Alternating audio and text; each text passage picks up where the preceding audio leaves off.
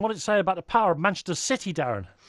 Well, like I say, listen, good luck to Raheem Sterling. I think he's a fantastic young footballer, and getting a rise of 120 grand a week just to ward off interest from other clubs is brilliant.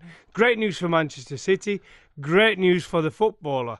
But realistically, this goes to show, this is why I go against Adrian sometimes when he talks about a manager has to win something. Eddie Howe at Bournemouth has to win something. Pochettino at Tottenham has to win something. It's almost impossible because what they can do, these clubs, and this is not a dig at Manchester City, because it's brilliant what's happened to them over the last few years after the heartache they've had for many years.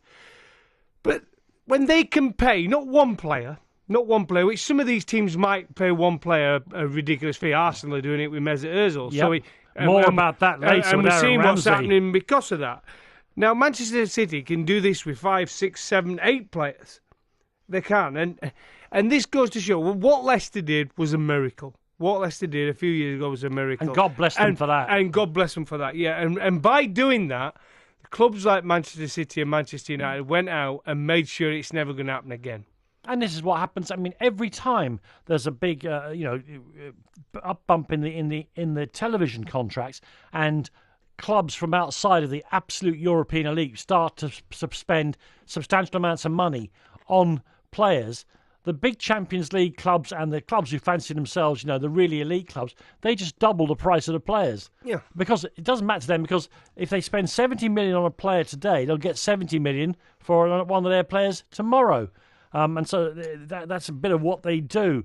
What about, we're also going to be talking about Aaron Ramsay, since you talked about Mesut Ozil on 330 or whatever it is, quite a lot of, a very great deal of money, £250,000 a week approximately. Well, they couldn't lose two, could they? They couldn't lose Sanchez and Mesut Ozil. So Mesut benefited from the fact that Sanchez left. So they thought, oh, hey, well, he hit the jackpot, didn't he? At that time, he hit the jackpot. I mean, Aaron Ramsay is 28 at Christmas, so he's at the absolute peak of his athletic ability. Should be. He's a fantastic footballer, as far as I can see. And he's been told to his face he doesn't fit into what Unai Emery wants, which means that Arsenal are going to allow another player to walk away from the club for nothing.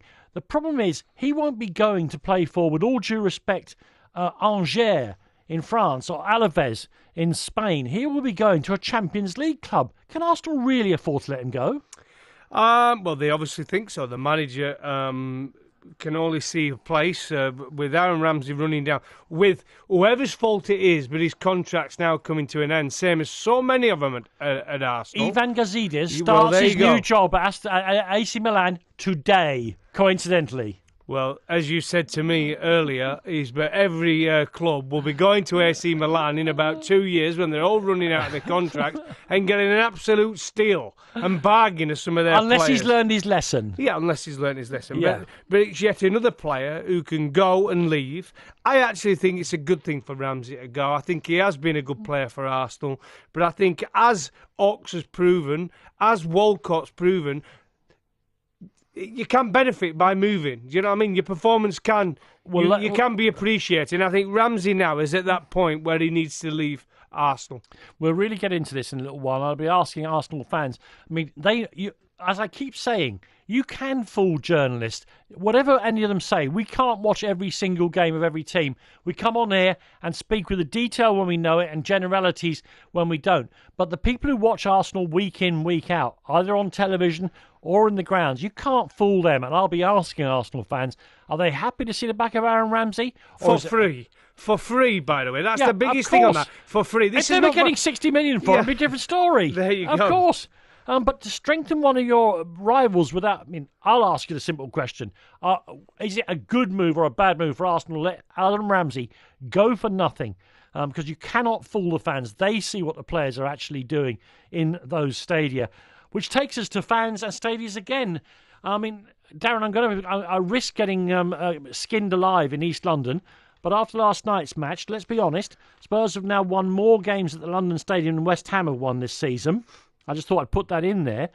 And once again, the crowd two of them on the pitch at one stage. Indeed, taking away some of the concentration of West Ham for perhaps one of the goals that Spurs scored.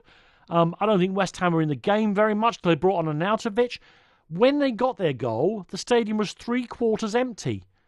I mean, it looked like, if you said to me, and I'm not having to go at West Ham. I'm just saying, I've been through all this last year, particularly when I was doing the full-time phone-in. I spent 2.5 hours talking about West Ham with their fans. It's back again. It's the same.